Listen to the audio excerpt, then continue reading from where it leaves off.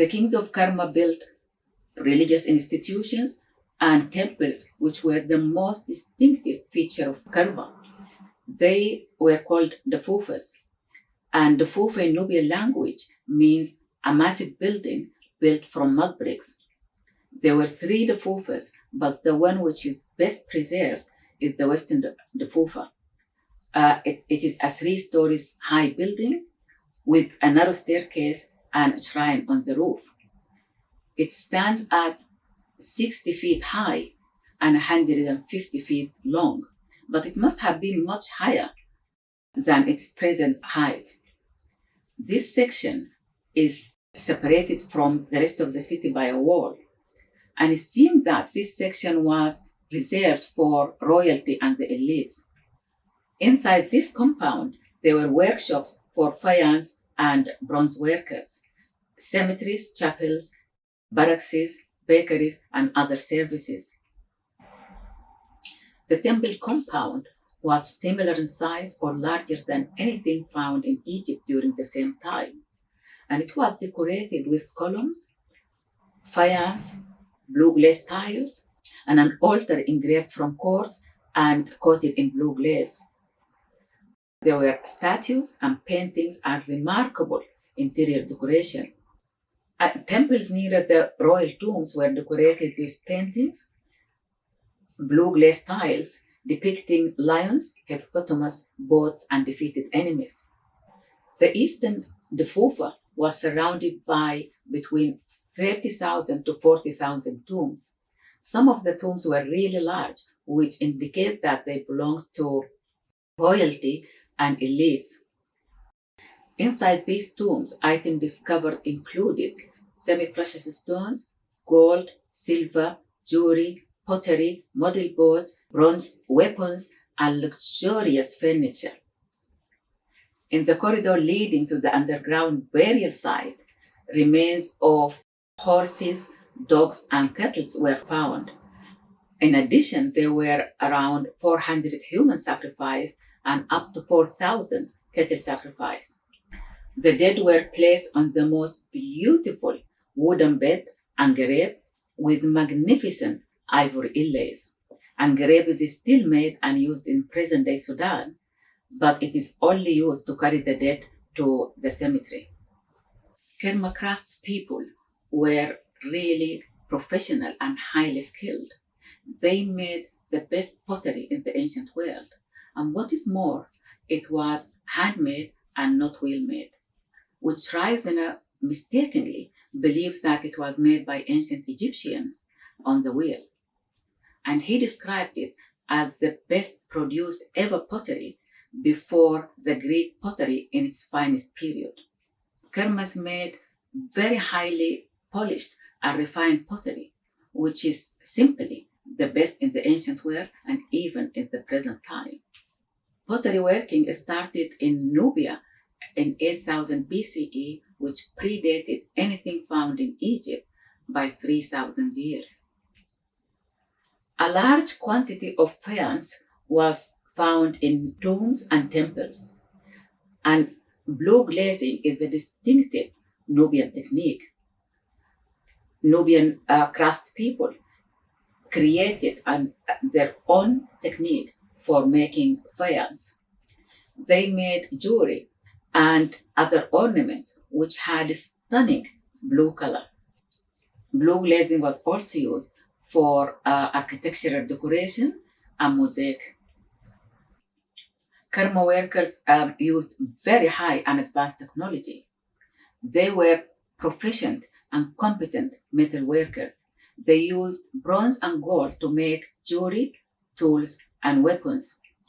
They made amazing bronze artifacts, and they were famous for making outstanding daggers. Jewelry and other ornaments were magnificently crafted from bronze, gold, and semi-precious stones.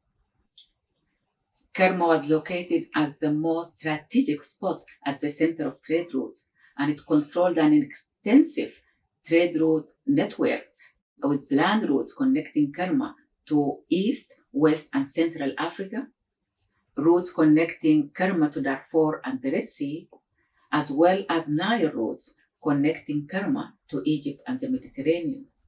And all these routes passed through Kerma. So trade routes were one of the main sources of Kerma's wealth. But in addition, Kerma owned a vast resources of gold. Items passed through Kerma included silver, gold, ebony, ivory, exotic animals, incense, and other items. Kerma imported luxury products from Africa and sold them to Egypt and the Mediterranean. Considering all these factors, it's evident that Kerma was as wealthy as ancient Egypt. Nubia was known as the land of the bow, and Kerman's soldiers were famous as skilled archers and expert warriors. They were regularly recruited into both the Egyptians and the Assyrian armies. They used arrows, bows, daggers, and spears. And ancient Egyptians building a fortification proved that Kerma was seen as a tough opponent and a threat to ancient Egypt. Kerma reached the peak of its power between 1700 BCE and 1500 BCE, and an incredible new evidence came to light in 2003, which indicates that Kerma between 1575 BCE and 1550 BCE attacked and defeated Egypt. This evidence was eliminated from the record by ancient Egyptians. A 3,500 years old script was found in an elaborately decorated tomb in Thebes in Nubia. The inscriptions disclosed details of battles for the first time ever.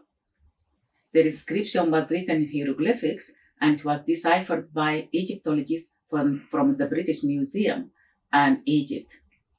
According to Dr. Vivian Davis, the keeper of the Department of Ancient Egypt and Sudan at the British Museum and the head of the joint British Museum and Egypt Archaeological team, that the attack was so devastating. If the Kerma forces decided and opted to remain and occupy Egypt, that could have eradicated Egypt and brought an end to an ancient and great civilization. This new evidence confirmed that Kerma was a superpower on the Nile Valley. In 1500 BCE, Thutmose I attacked, destroyed, and occupied Kerma. But why did Egypt attack Kerma? There are several reasons for Egypt's desire to control Upper Nubia. First and foremost, Kerma was too powerful and too close to their comfort. And by that time, Egypt became more affluent, requiring more luxurious items, which could have been provided by Kerma. But by controlling Upper Nubia, Egypt will have control over the gold mines, trade routes, and other resources. And in addition, Jabal al-Barkal is a holy mountain with a religious significance in their beliefs.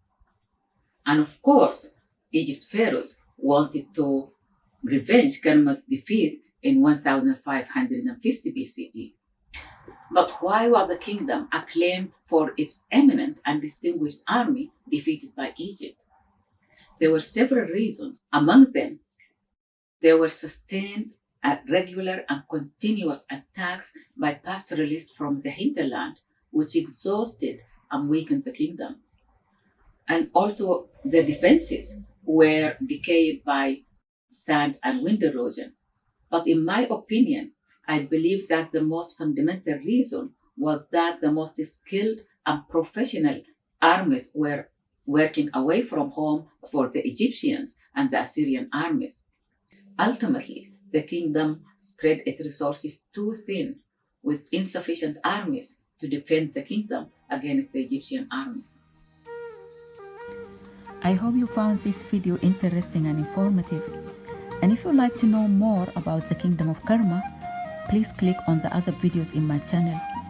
And if you have any questions on the topics covered or any suggestions, I would love to hear your comments. Finally, if you have enjoyed watching this video, please like it and subscribe to my channel.